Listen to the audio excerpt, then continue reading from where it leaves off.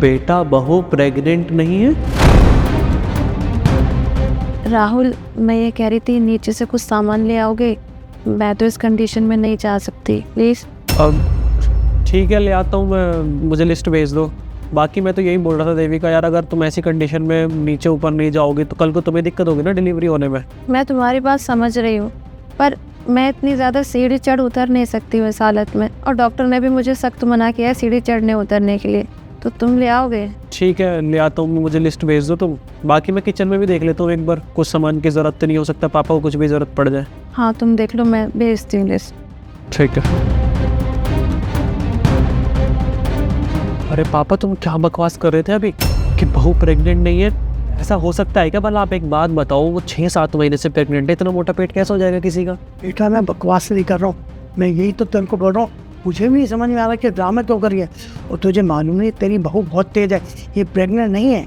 अरे पापा, तुम कैसी बातें कर रहे हो यार? मैं मानता हूँ कि मैं ड्यूटी जाता हूँ, मैं ऑफिस जाता हूँ, सुबह शाम तक बिजी रहता हूँ, लेकिन रात में तो घर आता हूँ ना। अगर इतने टाइम से झूठ बोल रही थी मुझे नहीं पता चलता। देखो तुम्हें कोई गलत फहमी हुई है कि ऐसा कुछ नहीं है। बेटा मैं वही तो तुझे समझाने की कोशिश कर रहा हूँ। जब भी मैं तेरे से बात करने की कोशिश करता हूँ अभी आ जाती है और मैं तेरे से बात नहीं कर पाता। मुझे मालूम है तू मेरी बात का यकीन नहीं करेगा, लेकिन जब से मेरे सामने सच्चाई आई ना तब से मेरा दिमाग घूम रहा है और मैं वही सच्चाई तुझे बताना चाह रही हूँ। कौन सी सच्चाई बाबा? किस सच्चाई की बात कर रहे हो तुम? सच्चाई ना, मैं बताता हूँ तुझे सच्चाई क्या है।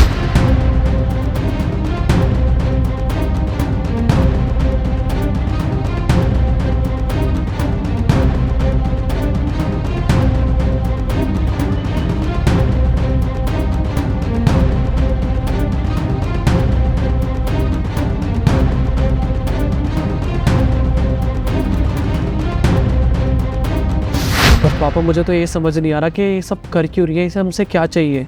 बेटा यही चीज़ तो मेरी समझ में नहीं आ रहा है, ये बहू झूठ क्यों बोल रही है, प्रेग्नेंट होने का नाटक क्यों कर रही है। एक काम कर, जब तक बहू की सच्चाई सामने नहीं आएगी तब तक हमें मालूम नहीं चलेगा। तू ये पेन तू लेके जा, इसी से हमें सारी सच्चाई मालूम चलेगी। सही बोल रहे हो तुम। जब तक इसकी सच्चाई मेरे सामने नहीं आएगी ना तब पता नहीं चलेगा कि ये सब ड्रामा कर क्यों रही है। ये बताता हूँ उसको तो।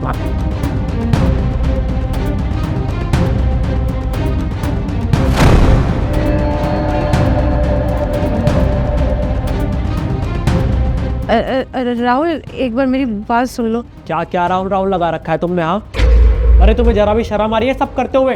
क्या किया है तुमने ये?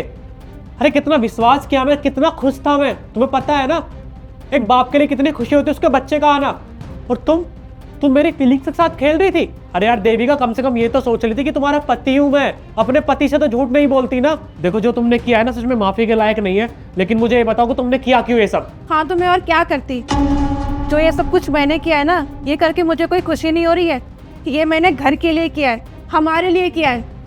राहुल, तुम शायद भूल गए हो, लेकिन मुझे बहुत अच्छे से याद है जब हम दूसरों के घर जाते थे, बच्चे देखते थे, तो हमारा भी मन करता था कि हमारे घर में भी एक छोटा सा नन्हा मेहमान हो, और इस बच्चे के लिए हम दिन रात तड़पते रहते थे।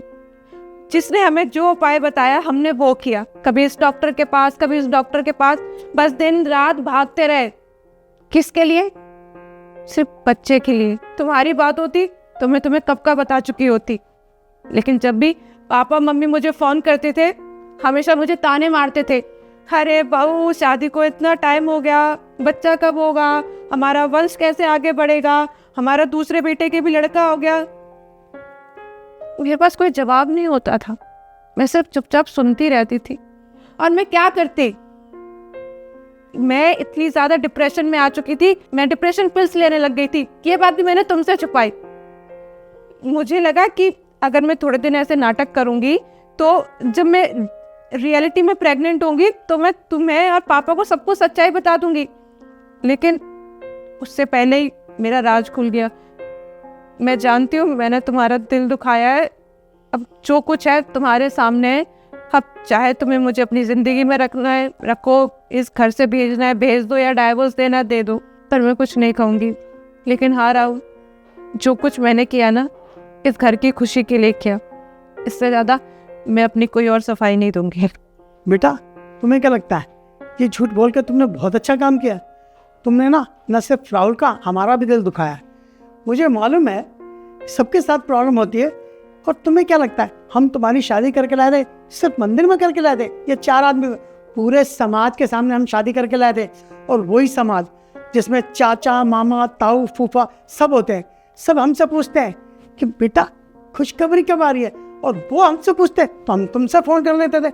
इसमें हमने क्या गलत कर दिया? और तुम्हें एक चीज बताऊं, एक दादा दादी के लिए उसके पोते और पोती से बढ़कर कोई खुशी नहीं होती।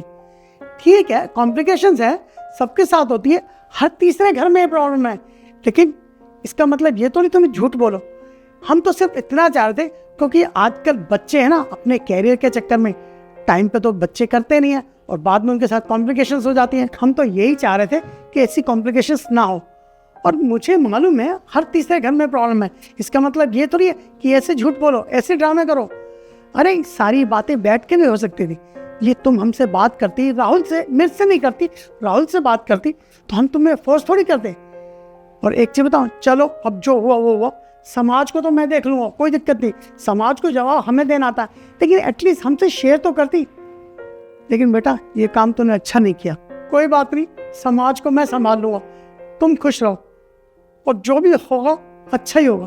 थैंक यू पापा जी, और आज सॉरी मैंने आप सबका दिल दुखाया उसके लिए। ठीक है देविका, मैं समझ रहा हूँ, और जो पापा ने बोला ना बिल्कुल सही बोला है। अरे कॉम्प्लिकेशंस आती है यार, सबके साथ आती है, कौन परेशान नहीं। आजकल डॉक्टर्स के बाहर कितनी भीड़ लगी है, मंदिरों के बाहर लाइन लगी रहती है इसी चीज़ों के लिए कि भगवान उन्हें बच्चा दे दे, भगवान जल्दी से उनके घर में खुशियाँ लाए। लेकिन क्या कर सकते हैं यार, हमें कुछ तो मेडिकल प्रॉब्लम्स भी होती है ना, जरूरी थोड़ी ना कि सब कुछ ठीक हो जाएगा।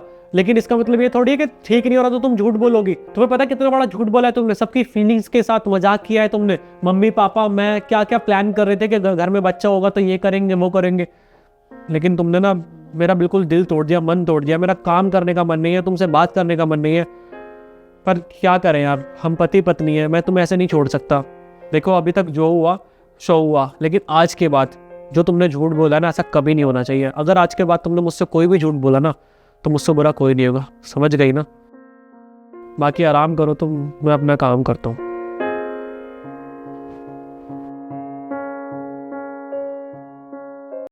ये किसका फोन आ रहा है? हेलो देविका, मैं जतिन बोल रहा हूँ।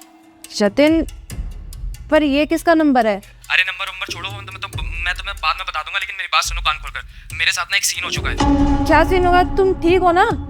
मैं बिल्कुल ठीक हूँ, लेकिन मेरी गाड़ी से ना किसी का एक्सीडेंट हो चुका है। एक्सीडेंट? तुम्हें तो कोई चोट नहीं आई ना? तुम ठीक हो ना जतिन? अरे देविका तुम घबराओ मत, मुझे कोई चोट नहीं आई है, लेकिन मेरे से जिसका एक्सीडेंट हो गया ना उसका बहुत बुरा हाल है। उसे हॉस्पिटल में एडमिट करवाया है और उसके इलाज में ना 3 लाख रुपए लगेंगे। और मेरा फोन जो है ना पुलिस कस्टडी में है, इसलिए मैं पैसे नहीं कर सकता। तुम एक काम करो, इसी नंबर पे ना 3 लाख रुपए ट्रांसफर कर दो। पर जतिन, तुम्हारे अकाउंट में पैसे रहते हैं ना, तुम अपने अकाउंट से ट्रांसफर कर लो पैसे। अरे यार मैंने तुम्हें बताया ना, मेरा फोन जो है पुलिस कस्टडी में है, इसलिए मैं पैसे ट्रांसफर नहीं कर सकता। और अगर मैंने पुलिस से फोन लेकर पैसे ट्रांसफर करे भी ना तो उन्हें पता चल जाएगा कि मेरे पास पैसे हैं बहुत सारे, और फिर यार वो और ज्यादा की डिमांड करेंगे। तुम चुपचाप से यार एक काम करो, इसी नंबर पे ना पैसे ट्रांसफर कर दो। और एक बात और सुनो, दोबारा ना इस नंबर पे कॉल मत करना, और मेरे फोन पर भी कॉल मत करना। अरे सोच क्या रही हो, कर दो। हाँ कर रही हूँ।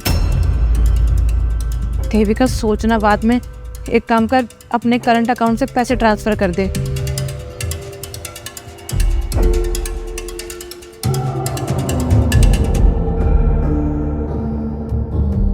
हो गए पैसे ट्रांसफर।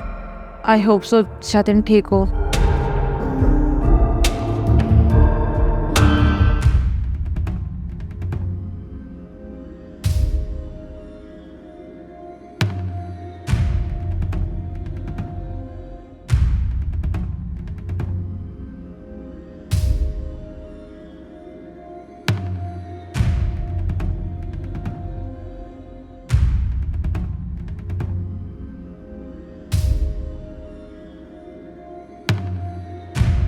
दो घंटे हो गए यार, एक काम करती हूँ, जतिन को फ़ोन कर लेती हूँ और जतिन के नंबर पर ही करती हूँ।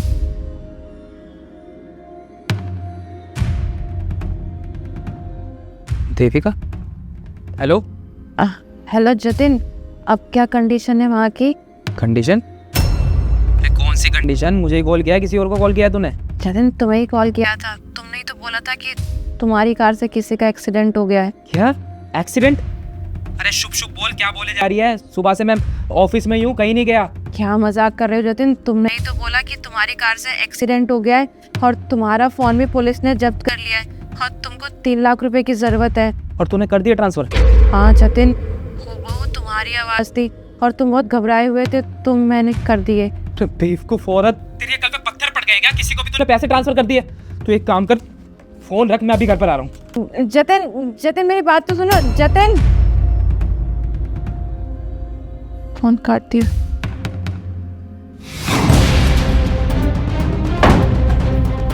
बता मुझे, किसको ट्रांसफर किए तूने पैसे?